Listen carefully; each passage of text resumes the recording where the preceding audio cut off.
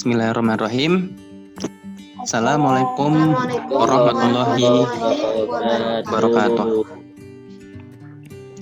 Ya, di sini kami dari kelompok 3 yang beranggotakan Misbahus Surur, Afan Haji Mulyawan, Noviat Quratul A'yun, Mar'akonat Tatilah, dan Alfi Rizki. Di sini kami telah merumuskan dan juga merancang sistem dalam satu sekolah yang kami ciptakan. Untuk nama sekolah yang kami ciptakan ini adalah MAN Sunan Ampel Kota Malang atau yang disingkat MANSA. Tentu di dalam sebuah struktur sekolah ada yang namanya struktur dan sistem yang berlaku untuk mewujudkan tujuan bersama. Di salah satu sistem atau struktur yang berlaku tersebut ada beberapa kategori, yakni di dalamnya ada visi, misi, dan juga struktur keanggotaan di dalam sekolah, seperti guru-gurunya, para staf, dan lain sebagainya. Next slide. Nah, visi yang kami rancang bersama ini adalah mewujudkan insan madrasah yang berakhlakul karimah, unggul dalam iptek, berprestasi dan berintegrasi tinggi. Tentu di dalam madrasah yang kami rancang ini poin-poin penting yang harus kami wujudkan. Yang pertama adalah insan yang berakhlakul karimah, kemudian juga unggul dalam iptek, sebagaimana setiap siswa harus dapat berafiliasi atau dapat berintegrasi dengan kemajuan zaman, kemajuan teknologi. Di samping itu juga siswa juga harus memiliki prestasi yang sekiranya sejalan dengan kemampuan yang dia miliki. Nah, jadi terdapat 3 poin penting atau 3 visi yang kami canangkan. Yang pertama adalah bagaimana di dalam sekolah yang kami rancang atau kami rumuskan ini siswa bisa memiliki atau siswa dapat memiliki akhlakul karimah, tentunya dengan tidak meninggalkan ajaran-ajaran agama Islam, Al-Quran dan Sunnah. Kemudian juga dapat berintegrasi dalam dunia yang semakin canggih, agar siswa yang kami luluskan dapat mengikuti atau dapat bersaing di dalam ilmu teknologi. Di samping itu juga, selain siswa memiliki akhlakul karimah dan juga memiliki kecakapan di dalam teknologi atau bisa mengikuti zaman, siswa diharapkan bisa berprestasi di bidangnya masing-masing. Tentu di dalam struktur yang kami rancangkan itu terdapat rancangan-rancangan atau beberapa skema yang akan kami canangkan. Seperti misalkan bagi siswa yang memiliki bakat di menyanyi, kemudian memiliki bakat di bidang keagamaan dan lain sebagainya, dapat kami tingkatkan atau kami kembangkan bakat tersebut sehingga siswa yang kami luluskan memiliki prestasi di bidangnya masing-masing. Seperti itu. Untuk misi dan selebihnya saya kembalikan kepada teman-teman yang lainnya.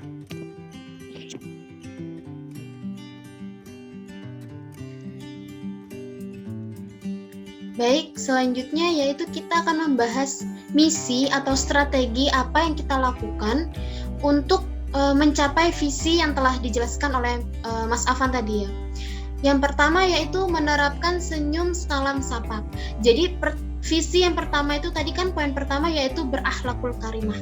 Jadi dalam sekolah ini kita berharap bahwa siswa itu berakhlakul karimah. Nah, salah satunya atau ciri khasnya yaitu dengan saling senyum, saling salam, saling sapa, baik antara siswa ataupun dengan karyawan ataupun juga dengan para gurunya. Nah, yang kedua yaitu menerapkan kegiatan keagamaan untuk menciptakan budaya yang islami. Nah, siswa yang berakhlakul karimah juga menerapkan nilai-nilai yang diajarkan oleh agama Islam, nilai-nilai ajaran agama Islam. Yang pertama yaitu kita melakukan kegiatan-kegiatan keagamaan. Jadi cara kita untuk menginternalisasi nilai-nilai keagamaan kepada siswa yaitu dengan mengadakan kegiatan-kegiatan keagamaan. Seperti halnya mungkin buka puasa ataupun sholat berjamaah dan yang lain-lainnya. Nah, selanjutnya yaitu mengembangkan kinerja tenaga kependidikan untuk menghasilkan potensi yang unggul. Tentu saja siswa yang unggul, siswa yang berprestasi itu tergantung bagaimana guru, tergantung bagaimana keprofesional seorang guru.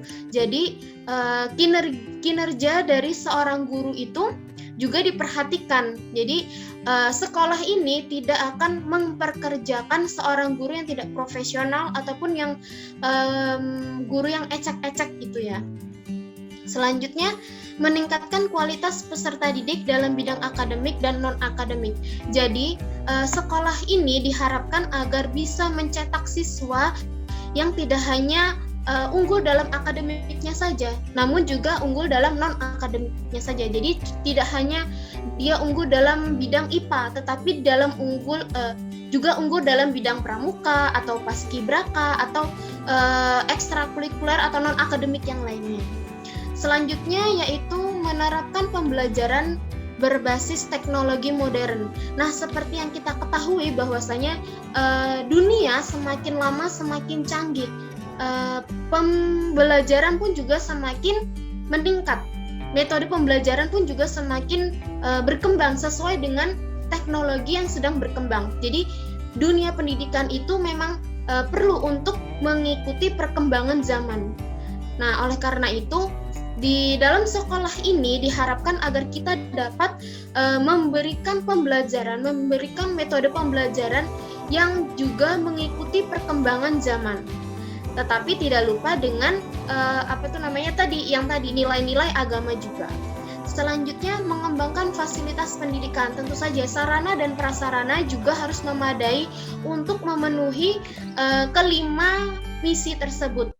Jadi sarana dan prasarana juga kita penuhi, terus habis itu dari tenaga pendidikan juga. Jadi di antara misi-misi yang saya jelaskan tadi itu ada keterkaitan, saling berkesinambungan begitu. Terima kasih. Untuk selanjutnya akan dibahas oleh teman-teman yang lain.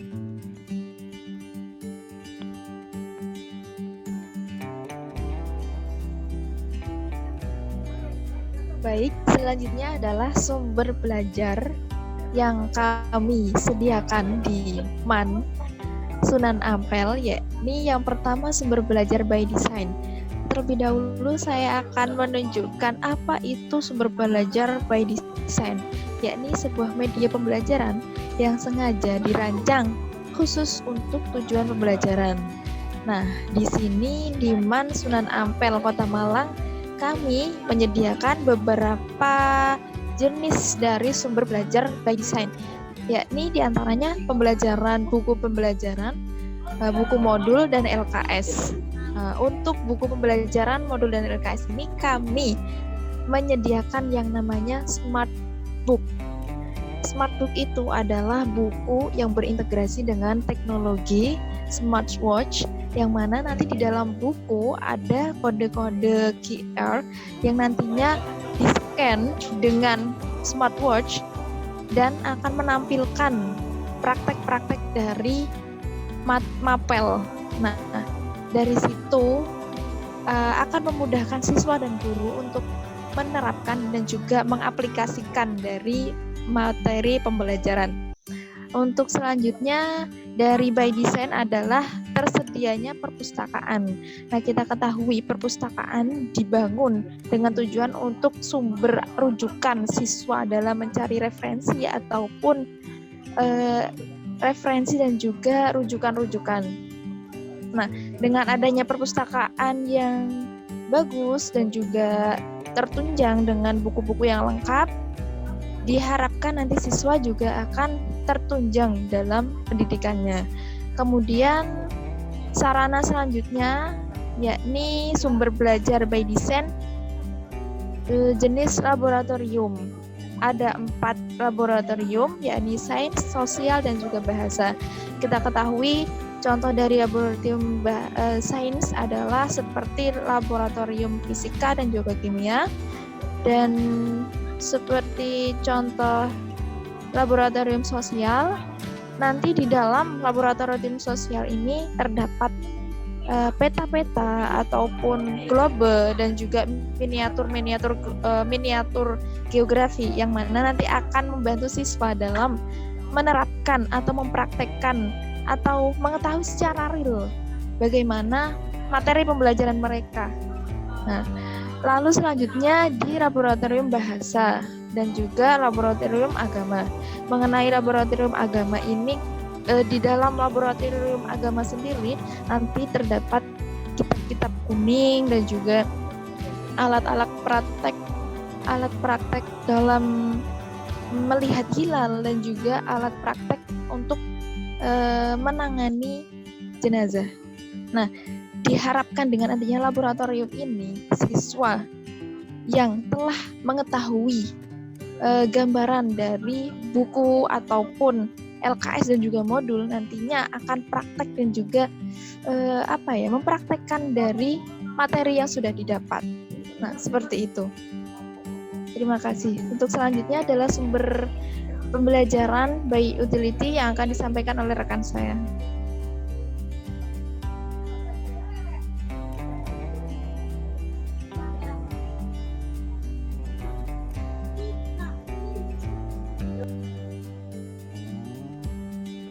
Selanjutnya saya di sini akan dan rekan saya nanti satu lagi akan menjelaskan tentang sumber belajar by utilization.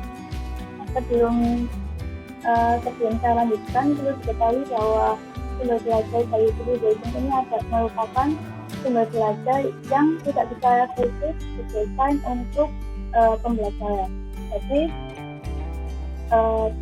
dalam berbagai macam metode dan berbagai macam hal ataupun tempat itu juga bisa digunakan untuk pembelajaran. Seperti pada tampilan slide terdapat 4 jurusan yang ada di mata kalian, yaitu jurusan IPA, IPS, jurusan keagamaan, dan juga jurusan bahasa. Nah, untuk menunjang setiap jurusannya, maka ada berbagai sumber belajar yang digunakan. Yang pertama yaitu jurusan IPA. Pada jurusan IPA biasanya terdapat pelajaran seperti biologi, fisika, dan matematika peminatan. Oleh karena itu pada anak atau peserta didik jurusan IPA bisa mengadakan kunjungan atau study tour ke sebuah industri, pabrik mesin, pabrik susu, pabrik minuman, dan lain-lain. Kenapa kok mengadakan kunjungan ke sana? Diharapkan dengan melakukan kunjungan ke tempat-tempat tersebut, maka peserta didik itu bisa melihat mungkin perhitungan mesinnya itu bagaimana, kemudian bisa menghitung volume atau melihat bahan kimia apa saja yang dipakai, gitu. Kemudian lanjut ke jurusan kedua yaitu jurusan IPS atau ilmu pendidikan sosial, yaitu mengadakan study tour atau lokal karya bersanding, museum, menghadiri pameran UMKM. Mengapa jurusan IPS diharapkan bisa mengunjungi ke tempat tersebut? Karena pada jurusan IPS itu terdapat pelajaran peminatan seperti geografi, kemudian astronomi, dan juga ekonomi. Jadi ketika melihat ke candi itu bisa mengamati sejarahnya bagaimana. Kemudian ketika menghadiri pameran UMKM, mungkin ketika di situ bisa observasi ataupun wawancara dengan penjual, bagaimana untung, laba, dan ruginya, seperti mengaplikasikan pelajaran ekonomi secara real. Untuk jurusan selanjutnya akan dijelaskan oleh teman saya.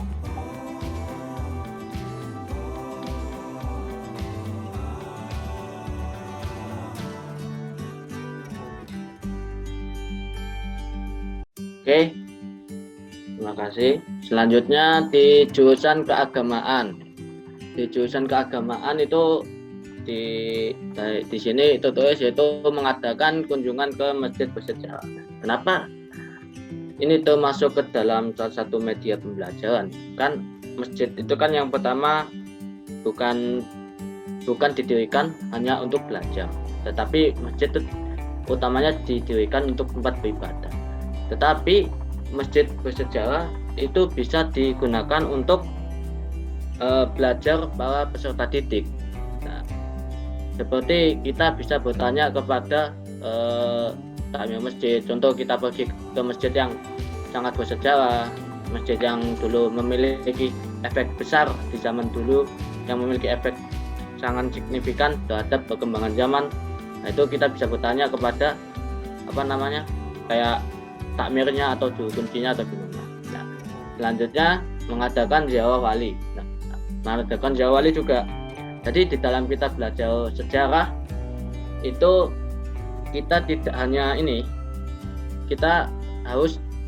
kita lebih baik akan untuk datang ke tempatnya wali tersebut. Jadi daripada kita hanya belajar dari buku, lebih baik untuk datang ke tempat tersebut. Nah, sama halnya studi tour ke tempat penulisan kaligrafi. Tapi ini juga bisa untuk di semua jurusan yang ada di MAN. Kenapa? Ya karena di MAN tuh semuanya ada pelajaran sejarah Islam. Jadi tidak terkhusus di keagamaan. Tetapi untuk untuk yang lebih diwajibkan itu di jurusan keagamaan. Next.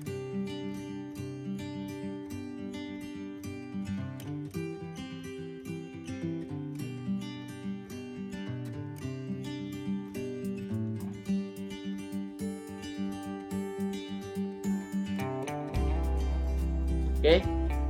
Selanjutnya yaitu di dalam jurusan bahasa. Nah, di dalam jurusan bahasa itu kita bisa untuk menghadiri teater seni, ya kan? Di dalamnya itu seperti kita bisa belajar di situ itu untuk kita bisa mengajarkan peserta didik tentang bagaimana apa pentingnya sastra, bagaimana keindahan tentang sastra bahasa dan lain-lain, supaya peserta didik itu lebih memahami dan lebih memiliki minat yang lebih dalam mengembangkan ilmunya di dalam bahasa dan sastra. Nah, next.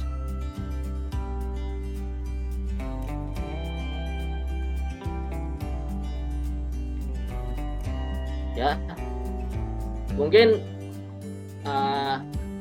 itu saja presentasi dari kelompok kami. Dan terakhir saya ucapkan wassalamualaikum warahmatullahi wabarakatuh.